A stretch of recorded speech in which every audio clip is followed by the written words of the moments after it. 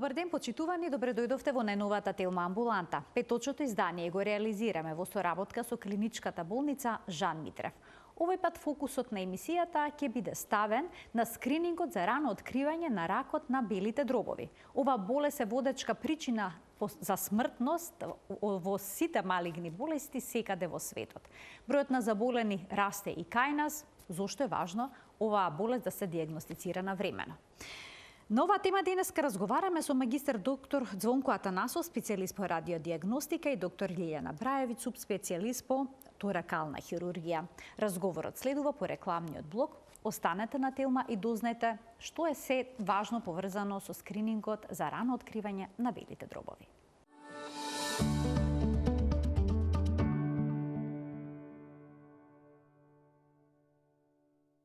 За скринингот за рано откривање рак на белите дробови денеска разговараме со магистар доктор Звонко Атанасов, специјалист по радиодијагностика, и доктор Лилјана Брајевиќ, субспецијалист по торакална хирургија во клиничката болница Жан Митрев. Добре ни дојдовте во студиото на Телма.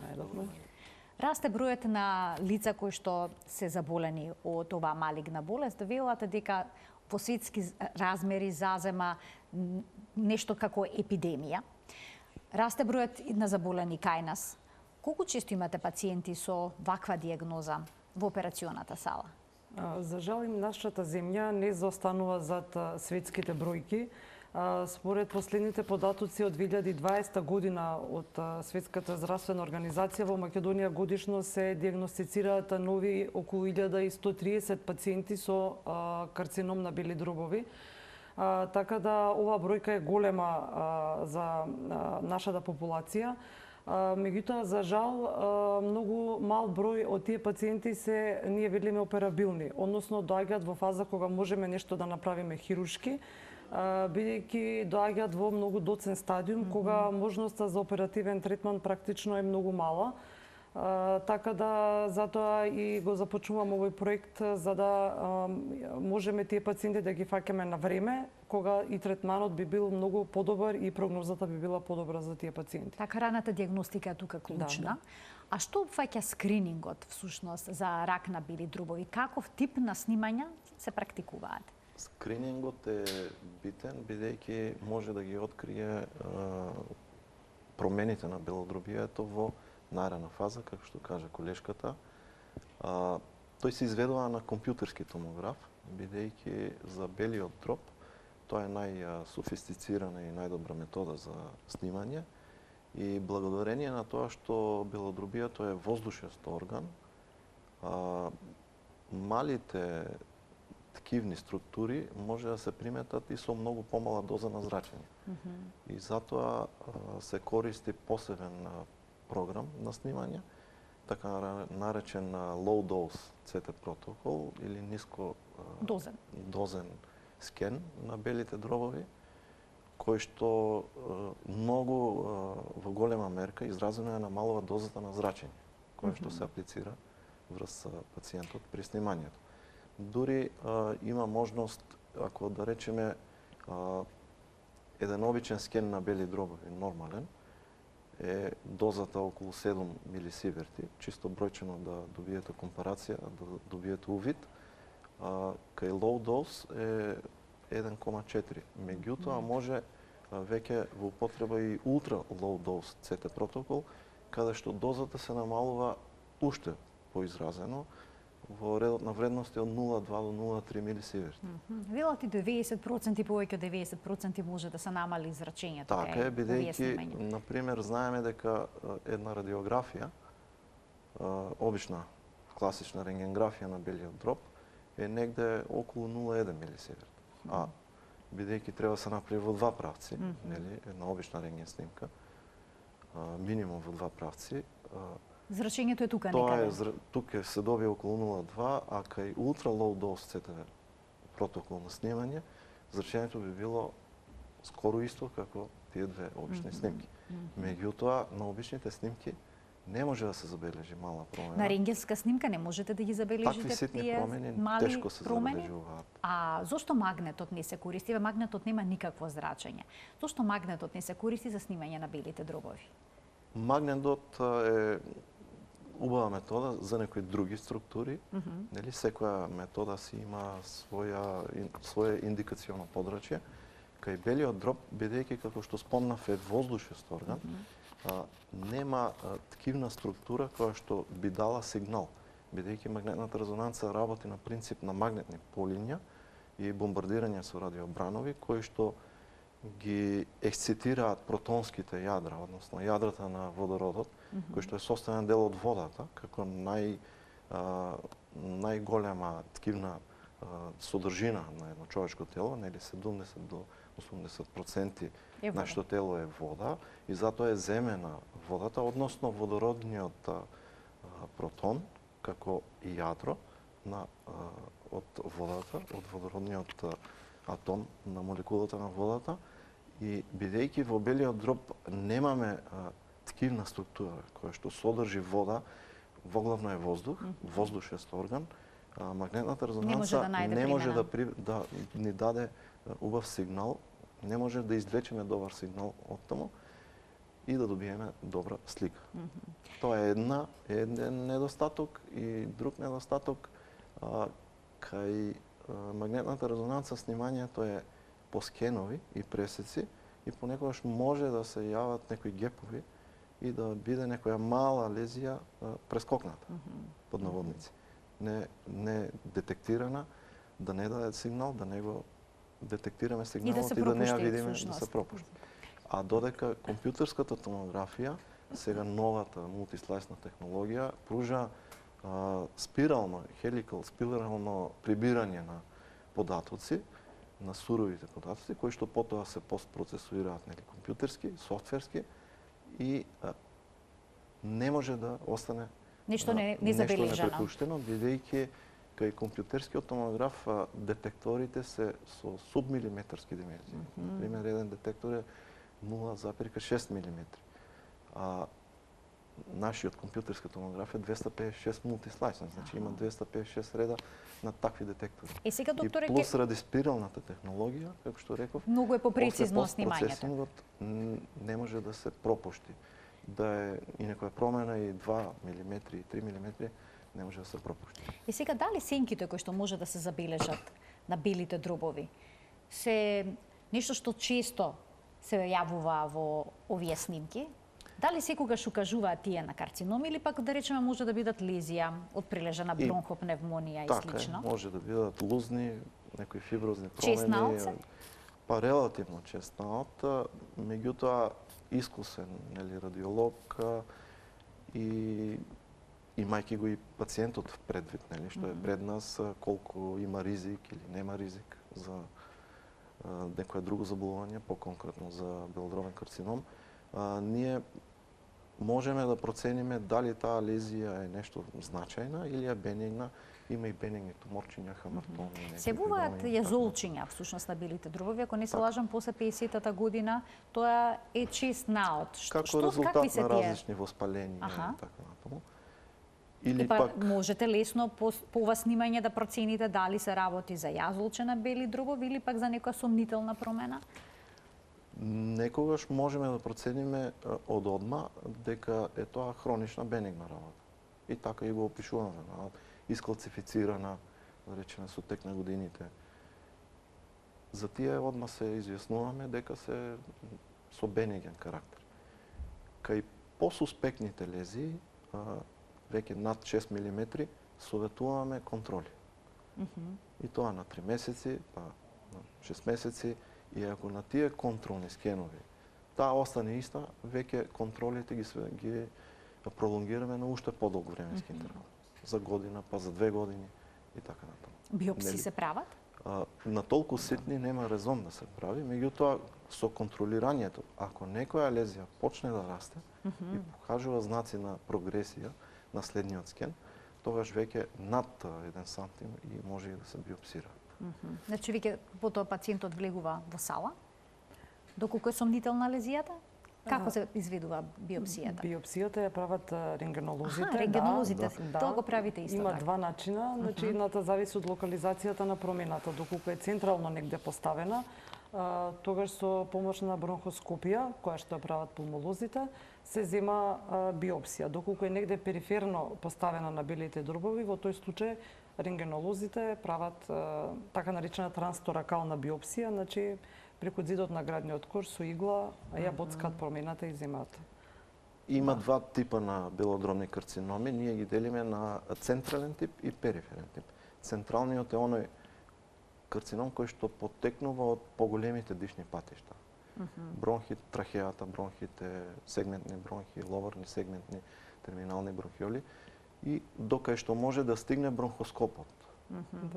Се влегува всушност преку интралуминален пат, докај што преку може да нос, стигне преку уста се влегува во белодробието. Докај што може да стигне и таму пулмологот да земе биопсија. Тоа е бронхоскопија со евентуална биопсија кај суспектни лези. Меѓутоа, кај периферен тип на белодробен карцином, каде што карциномот започнува во белодробниот паренхим на ниво на веќе алвеоли, респираторни бронхиоли, бронхоскопот и онака не може да стигне до тие ситни дишни патишта и се наоѓаат во периферните зони на белодробието, тогаш бронхоскопијата ќе покаже чист резултат. Не може ни да стигне до тоа.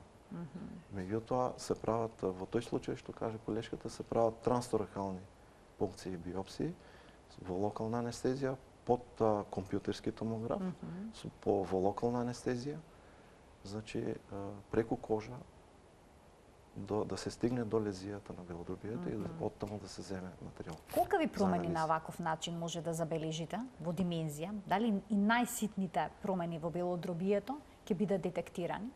Па се детектираат промени веќе од редот на величина на 2-3 мм. Дури и што не се значајни, за нас стануваат веќе позначени и поинтересни на 5-6 мм лези. И тука веќе може да правиме анализа дали треба следење понатаму, дали контрола, кога, за колку време, зависно и пациентот колку има ризик, колку нема ризик. Сега, кои лица би требало да бидат вклучени во овој скрининг на белите дробови? Дали ќе се разгледува сето тоа по ризични групи или пак секој од нас кој што има сомнеш дека можеби нешто не е во ред со неговото здравје, може да го направи? Значи, скринингот за прв пат се изведува во нашата земја. Во оваа група, значи, не може да се пријават било кој, значи, за да влезат во скринингот, туку треба да бидат во група помеѓу 50 години и 75 годишна возраст. Тоа се според некои светски гайдлайнси, значи скрининзи што се прават и во други земји. Така да таа е возрастната група во која што треба луѓето да се пријавуваат, значи помеѓу 50 и 75 годишна возраст, понатака дали се пушачи или не, ако се пушачи, колку кутии цигари на ден пушат, ако значи, не тука се... има такви критериуми. Да, критериуми, ако се не пушачи, дали се пасивни пушачи можеби, дали престанале со пушење во последните 15 години, дали имаат некакви хронични белодробни заболувања, дали имале претходно друго некое малигно заболување, дали имале малигно заболување на некој во фамилијата, така да има некакви критериуми според кои што се водиме и ги селектираме пациентите.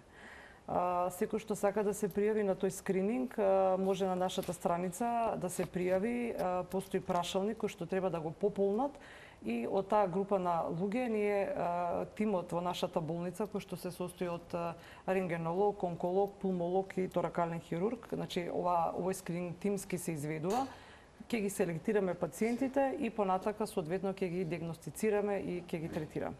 Значи ќе се направи сепак селекција, сите оние кои што ќе се јават. Да. Зошто не може секој да биде дел од овој скрининг? Па не може, бидејќи не секој од пациентите, значи првин ова е сепак и проект кој што и финансиски го изведува самата болница. Второ, и во светски рамки, скринингот имаме според америчките некои гайдлайнси, таа возрастна група е помеѓу 50 и 80 години, според европските таа граница е малку спуштена помеѓу 50 и 70 години. Така да, значи не може да влезат сите во таа група, да се испитуваат значи, сите пациенти во светски рамки, тоа не е само кај нас. Да, воспоставени критериуми. Да, критериуми, да. Така да друго некои од пациентите кои што имаат веќе малигни заболувања не би легле во групата на скрининг. Значи затоа што и кога би се нашле некакви промени не би биле подложени за оперативен третман можеби. Така да мора таа група да биде селектирана за да има поента скринингот. А дали жените може би имале предност, бидејќи некои статистички податоци укажуваат дека подобро одговараат на третманот при раната диагностика на болеста? Тоа се различни студии во светот. Нема тоа правило дека жените подобро би реагирале, така да тоа важи и за мажите и за жените. Значи, кој би влегол во таа група може слободно да се пријави, така да нема таа разлика дека кај мажите или кај жените би бил скринингот поуспешен. Ќе ги вклучиме гледачите, доколку имаат прашање на оваа тема, слободно нека се јават на телефонскиот број што ќе биде испишан на екранот и секако сите нивни дилеми поврзани со скринингот за рана диагностика на ракот на белите дробови ќе бидат разрешени. Можете ли да ни опишете како изгледа снимањето со компјутерската томографија? За скринингот Дали иска кој да речеме класичното снимање на граден кош со оглед на тоа дека има пониска доза на зрачење? Класичното снимање се изведува веќе на база на индикација од некој друг колега, нели? Пациентот се јавил на матичен доктор имунолог, па индицира. Веќе значи има некое сомнение за некоја болест и тоа се изведува по протокол со интравенски контраст, со боцкање канила во вена и така натаму. За разлика од тоа класично снимање, кај скринингот добро е што немаме никакво боцкање кај пациентите, нема потреба од давање контраст. Безболно е. Значи не треба никаква подготовка. Колку време трае снимањето? Дали е долго како и за магнетната резонанца? Не, тука самиот скен е неколку секунди. После е постпроцесингот подолг, тоа е веќе работа што не чека нас. Меѓутоа, за самиот пациент, значи не треба никаква подготовка, дали жеден, гладен, нема врска, значи само доаѓа, легнува на масата, зема длабоко воздух, е во еден инспириум, во еден здив, неколку секунди, трае скенот, се скенира, станува, се облекува и си оди. И потоа се чекаат резултатите. Без никакви подготовки, без боцкање, без потреба од давање, контрасти и така натаму. Но некои истражувања покажуваат дека скринингот на белите дробови е стресен за пациентите, па дури и го менуваат во светски рамки името, велат скрининг за здравие на белите дробови. Во регионот дури нема голем одзив, претпоставувам поради тоа што се плашат луѓето однапред да добијат некаква ваква информација. Па така е, обично луѓето се плашат, нели, и самото одење во болница, кога ќе видат доктори, во англиска терминологија white coat syndrome, или синдром на бел мантил, затоа ние во нашата болница не носиме бело. Затоа страв да се анулира. Стресот постои од резултатот, од нели исчекувањето што може да испадне од скринингот. А има ли ризик од лажно позитивни наоди? Да покаже скринингот дека пациентот има карцином на бели дробови, всушност да нема? Лажно позитивни во смисла дека можеме да видиме нешто, да претпоставиме дека е карцином, а всушност да не е. А за лажно негативни... Тоа е слично како скринингот на дојката. Лажно негативни да пропуштиме, не верувам дека може да се пропушти, бидејќи спомнав, технологијата ни овозможува на вистина ситни лезии да детектираме. Одредот на 2-3 мм. Клучна стручноста и начинот на кој што гледа радиологот. Да може да препознае за што се работи. Да се посвети на читањето на скенот, да внимава кога го гледа, нели, да не се пропушти. Некогаш ние дури гледаме и повеќе од што треба, што се вели. Тие лези некогаш може да се заменат со ортогонален пресек на крвен сад во белодробијето. Па да личи како точка некоја, пошто имаме таму, нели, крвни садови од редот на 2-3 мм, и тие може да залажуваат и да даваат лажно позитивни наводи. Меѓутоа, бидејќи е спирален скен и самиот радиолог не на слика, него динамички фактички ја реконструира сликата, ја врти од сите агли. Имаме ние едни проекции MIP, Multiplanar Intensity Projections, кај што пресекот се зголемува, па се детектира дали се работи за крвен сад или вистински за некоја мала почетна лезија, суспектна. Доколку се сомневате за почетна лезија, во тој случај ќе го повикате пациентот, повторно ќе направите уште едно снимање или ќе се причека доколку е многу мала? Па тогаш му советуваме и пишуваме во наод ако веќе е над 6 мм за следна контрола. Значи се зависи од големината. Се зависи од големината. Кои се главните ризик фактори за појава на карцином на белите дробови со оглед на тоа дека болест е многу честа? Дали се разјаснети факторите и ризиците? Најчеста причина за карцином на бел дроб е опишано пушењето. Се смета дека дури 85% тоа е главната причина за појава на карцином. Понатака исто така пасивните пушачи и тие се во ризик. Понатака средината, животната средина, нормално загадениот воздух. Понатака ионизирачко зрачење, ако работат на некое работно место каде што постојано вдишуваат некакви хемиски материи, понатака контакт со азбест и слично. Меѓутоа, сепак, пушењето станува една како главна водечка причина за појава на карцином за бели дроб. Но велате дека со загадениот воздух сите на некој начин сме пушачи? Да, така се вика и нашата кампања, значи со овој воздух сите сме пушачи. Според некои испитувања се смета дека со ваков загаден воздух испаѓа како да секој од нас пуши по 2 кутии цигари дневно, што е навистина вака еден страшен податок, поготово за нас како возрастни, меѓутоа за децата уште пострашно и затоа и бројот на инфекции респираторни и тешки форми на астма имаме веќе кај децата, така да и загадениот воздух секако придонесува за тоа. Така и може би ово уште една причина повеќе оние кои што спаѓаат во ризичната група да се јават и да направат скрининг на бели дробови, но постои ли некаков ризик од самиот скрининг, бидејќи сепак има тука одредено ниво на зрачење? Се водат дебати низ светот дали е овој скрининг пожелен или не, токму поради зрачењето. Ние во радиологијата секогаш се водиме по еден принцип на АЛАРА или акроним од as low as reasonably achievable. Тоа во превод значи се треба да се оди со снимањето и со дозите на зрачење до толку најниски вредности кои што би ни дале диагностичка вредност. Сепак релевантна слика која што ќе ни помогне за откривање или детектирање на болести.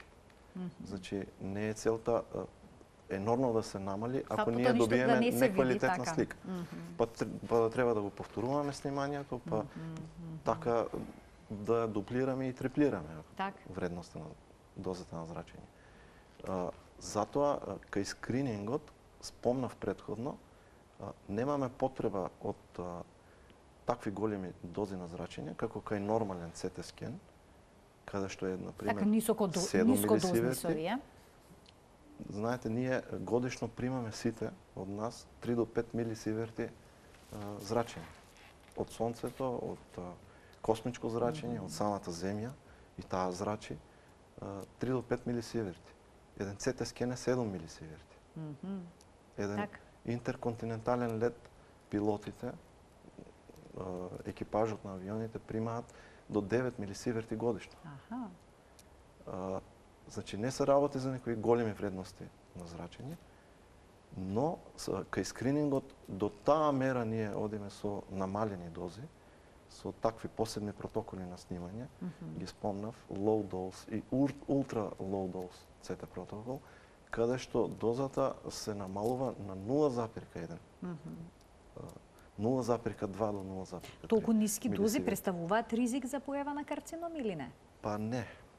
Мислам дека не би требало да представуваат ризик, бидејќи, кажав, Годишно ние секој од нас прима Така. било каде да се наоѓа на земјината топка 3 до 5 милисиеври.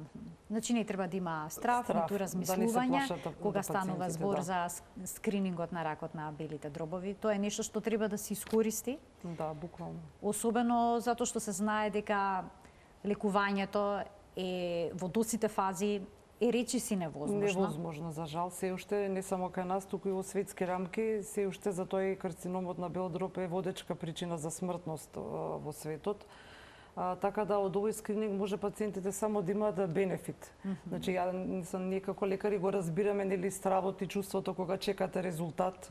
На секого не му е пријатно и дека тоа време ви личи бескрајно долго, нели, и се плашите од резултатот, меѓутоа бенефитот е многу голем, бидејќи ако доколку се најде нешто, тоа би било исклучително во многу рана фаза, кога навистина лекувањето е изводливо и прогнозата би била одлична, за разлика кога доаѓаат пациентите, кога ние како лекари за жал можеме да направиме многу малку.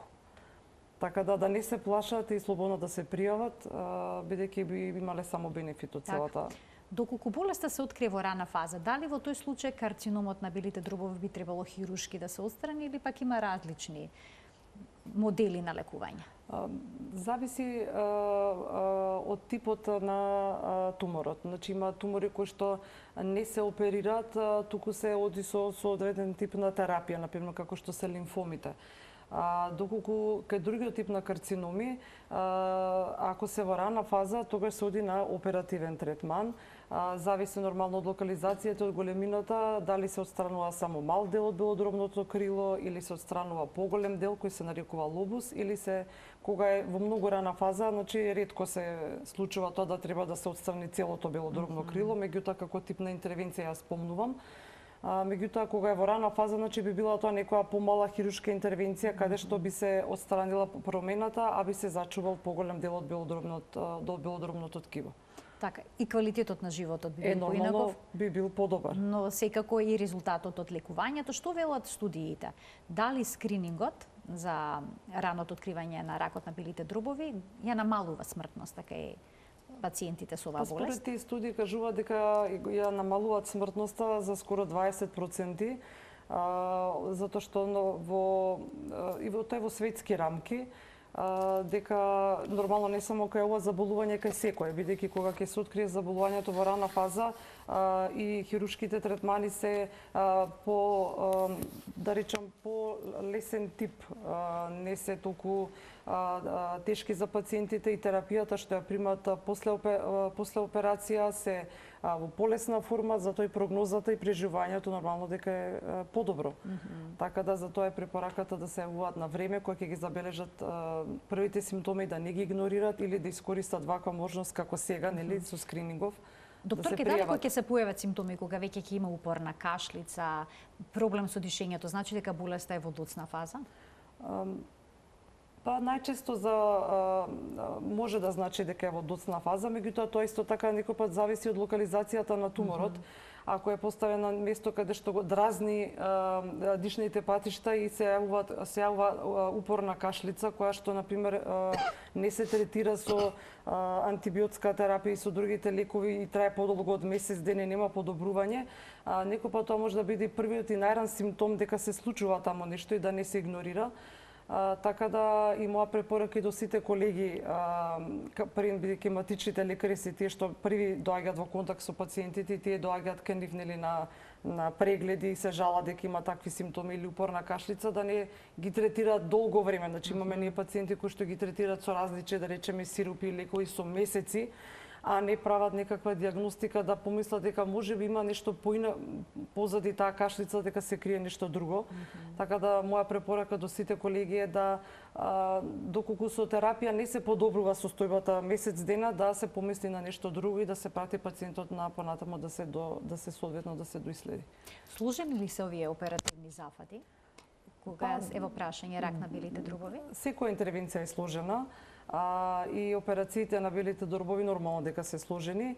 За секој пациент пред оперативен третман поминува преку соодветен тип на проценка од анестезиолог, кардиолог, така да Имаме баш сериозен пристап при секој оперативен третман.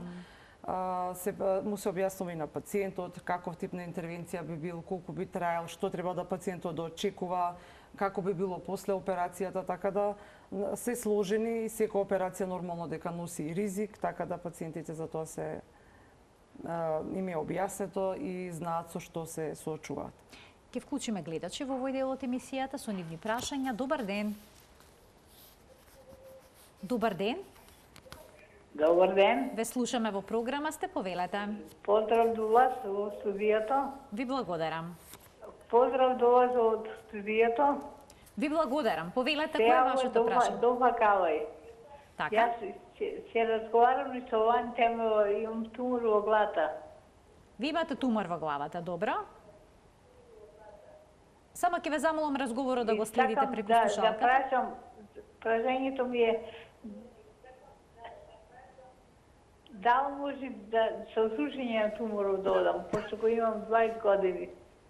Сега почна проблеми да пред. Така, ви благодарам за вклучувањето во програма. За тумор во мозокот сега Не е наша не тема. во нашиот домен, тоа сакав да кажам. Како што чув 20 години. Да, 20 години го има Најверојатно проблемот. е некој бенигни. Така, бениген тумор. Меѓутоа во глава интракранијално, бидејќи нема простор кај да се шири, или врши со тек на Притисок. време притисок врз компресија на мозочното ткиво, така да сите тие такви тумори мора да се третираат. Без разлика и да е бенигни. И да е бениген мора да Ако има расте, ако врши веќе притисок врз притисок, мозочното мора да се ткиво, треба да изврши се- интервенција. Така, да значи се да се оперира, јави да кај се- неврохирург, предпоставувам најдобро кај Секако. неврохирург да се јави гледачката. Добар ден за следниот гледач. Добар ден. Повелете. Јас би сакала да поставам едно прашање. Така. Слушам цело време во амбулантова, докторите објаснуваат за тој скрининг за пушачи, нели, на велидробови. Дали, погledajte, пошто јас сум оперирана од колк, значи, дали може луѓе кои што имате така како импланти, како јас што имам колк или ако има стент од Така. дали може да се направи тој скрининг? Аха, добро, ова е убаво прашање. Ви благодарам за вклучувањето во програма. Веќе постои познавање кај гледачите, кај пациентите дека одредени проблеми би правеле одредени интервенции би биле проблем за снимање со магнетна резонанца. Но што е со овој скрининг? Обично со магнетна, меѓутоа новите ортопедски протези, импланти и така натаму, веќе се и MR-Safe, односно од материјали кои што не се феромагнетни и не фрлаат, не го реметат сигналот кај магнетната резонанца, но како и да е, за компјутерската томографија тие импланти не сметаат.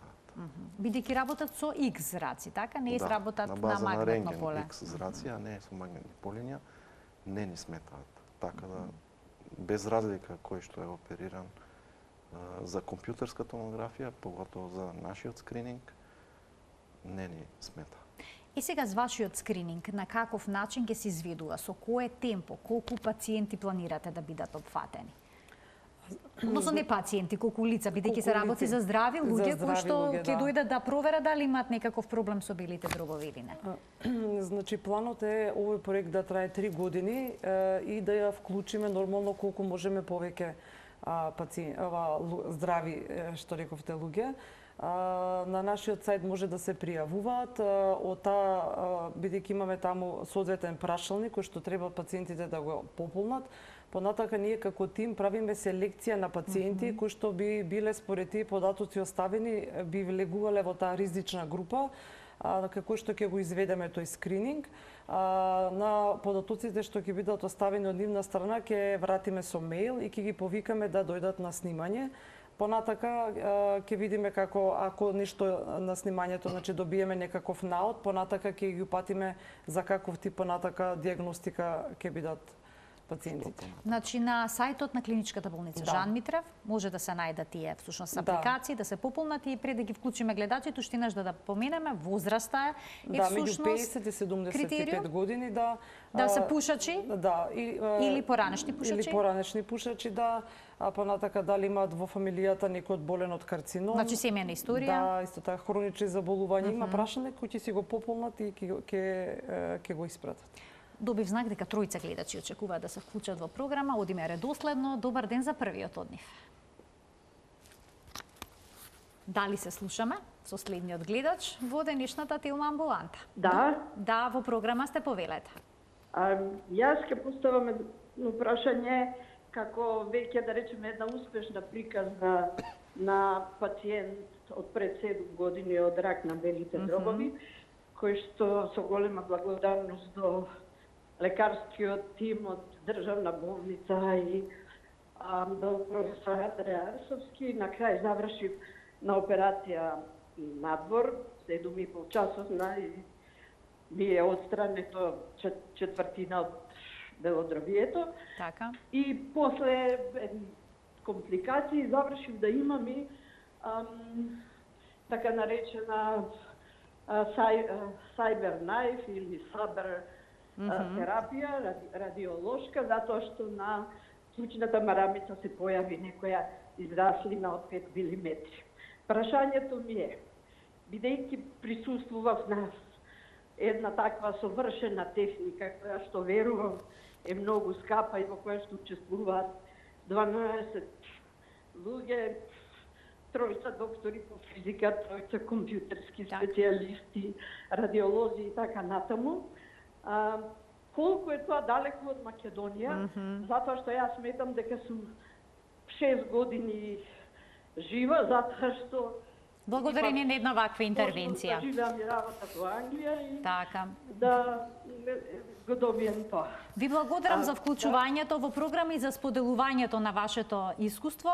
Тоа е всушност Тоа е за колегите од онкологија и радиотерапија. Значи тоа го прават колегите од онкологија, CyberKnife, како се нарекува? Па CyberKnife спомна пациентката, знам и кај нас се прават радиациони терапии и сега техниките, апаратурите, тука не би можела да навлезам. Така, Иве, може би ви ќе направиме понатаму една емисија со некои од колегите онколози за да дадат појаснување ви за новите техники кои што се користат во светот. Јас знам дека и таму се вршат некои радиациони терапии, сега од кој тип. Така, тие би требало да конкретно, појаснат тие што ги така се работат. работи. Ќе вклучиме уште еден гледач. Добар ден. Гледачот се исклучил, но добар ден. во програма сте, повелете. Да слушаме. Видите, јас сакам да поставам едно прашање. Така. Од короната бев болна, малку потежок случај. Имав на снимката фиброза, млечно стакло, тие работи. И скоро ми беше правено снимање, после на крајот со рентген ме снима. На рентгенот кажаа дека е добро. Ама еве 3 години поминаа. Што ќе ми препорачат докторите? Дали да одам па да се снимам или вака проблеми? Прашањето всушност е дали тие лези кои што се предизвикани од ковидот би можеле спонтано да се повлечат и повеќе да ги нема. Претпоставувам и дека тоа ви интересира. Ви благодарам за вклучувањето во програма. Може да се повлечат и да ги нема? Дефинитивните фиброзни промени, како лузни ожилци, нели? Ако се случиле, тие не можат да се повлечат.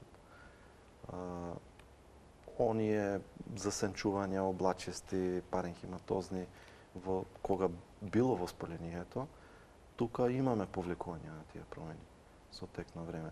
Меѓутоа, дефинитивните лузни, фактички, лузна не се опоравува, лузна е лузна.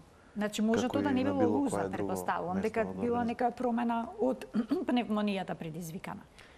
Или на рентген тоа не се забележува? Па може би и на рентген не може да се забележи. Спомнав дека рентгенот сепак е поинсуфициентна метода, обичната збориме за обичната рентгенграфија на бели дробови во споредба со компјутерската томографија. Каде што добивате многу конкретни податоци за се што се случува во белодробието. Ќе вклучиме уште еден гледач.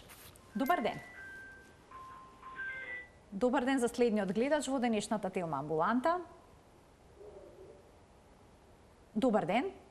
Јас сум еден пациент од темава што имате поставено и многу ми се свиѓа. Така. Ова лежан сум во пулмологија, од бели ветровови. Малце ми е засипнати гласот, извините. И сега примам само инхалација, фликсотиде и аминофилин 350 сабајле и вечер. Друга таква немам, меѓутоа кашницата ми е нон-стоп, уште веќе една година и пол. Никако да се од мене тоа што го кажав ти прее малку. Така, а во која фаза на болеста ви беше откриена? Дали ви беше навремено откриена болест или пак доцна? Така, ви благодарам за вклучувањето во програма. Денешните гости не се пулмолози. Зборуваме за скрининг, всушност за рано откривање на болеста. Предпоставувам дека не било откриена болеста на време. Па најверојатно се работи за хронична обструктивна болест. Ова е хронична обструктивна болест. Препоставуваме според терапијата што ја кажа пациентот и дека долго време трае, најверојатно во таа група на пациенти спаѓа. Сега ако некој има хронична обструктивна белодробна болест, дали тој може да биде кандидат за скрининг за белодробен карцином? Затоа што овие пациенти, бидејќи имаат хронично заболување, кога би се нашла некаква, се зависи значи во која фаза од болеста се и пациентите, некој пат би можело да бидат тие контраиндицирани за оперативен третман. Ако се например во тешка фаза кога значи имате и упорно и кашлица и во тешка форма се, кои нема да може да поминат ни анестезиолошки преглед, значи тоаш не би биле кандидати ни за оперативен третман, затоа и во скринингот таквите пациенти не влегуваат. Се еден од факторите кои се исклучуваат од скринингот. Така, добро. Уште еден гледач ке вклучиме. Добар ден за него. Се исклучил гледачот. Кажете ми каков одзив очекувате од овој скрининг за белите дробови? Очекуваме за здравјето на белите дробови, да го преформулираме, када ја употребиме практиката на земји како Англија или пак Америка. Скрининг за здравје на белите дробови. Па очекуваме голем одзив. Ова е сепак проект кој што за прв пат се работи во нашата земја. Се надеваме дека и до сега имаме веќе проектот трае веќе 2 недели, имаме веќе пријавени доста луѓе, така да се надеваме дека ќе се јават во поголем број за да биде успешен и проектот, меѓутоа и за пациентите ќе биде бенефитот голем. Не би било лошо и еден ваков национален проект да се спроведе, бидејќи сигурно. раната дијагностика на ракот на белите дробови е клучна во однос на преживувањето. Докторе, а со овој скрининг можете ли да ги забележите и останатите заболувања? Со оглед на тоа дека работите со ниска доза на зрачење, ќе се видат ли промени, да речеме, некакви на крвните садови и слично? Можат ли некои други работи покрај белите дробови да бидат проценети и оценети? Нешто енормно изразено, може би би можело, меѓутоа само ќе биде нагаѓање и предпоставка, бидејќи сепак за крвни садови мора да се даде интравенски контраст, да се обојат крвните садови и да се видат нивните промени, евентуални ако постојат. Уште еден гледач ке вклучиме. Добар ден. Добар ден. Повелете. Молам поздрав до гостите и студијата. Ви благодарам. Прашање до докторите. Јас сум оперирана од рак на дојка, потоа во ремисија пред 4,5 години тоа, после ковидот заболев од ковид 2019, после ковидот ми се јави на коските, на белите дробови и на црниот дроб. И примав капецитабин, кацајла, изомет. Сега, ми се повлекува на овие на меките скива се повлече, од терапијата остана само на пршлените и на ребрата. Моментално имам метастази на C2, C5 во вратот, имам болки. Дали може да и болки во левата страна кај ребрата, дали може да бидам кандидат за тој скрининг, дали нешто да не оти На PET scan немам појдено од јули месец.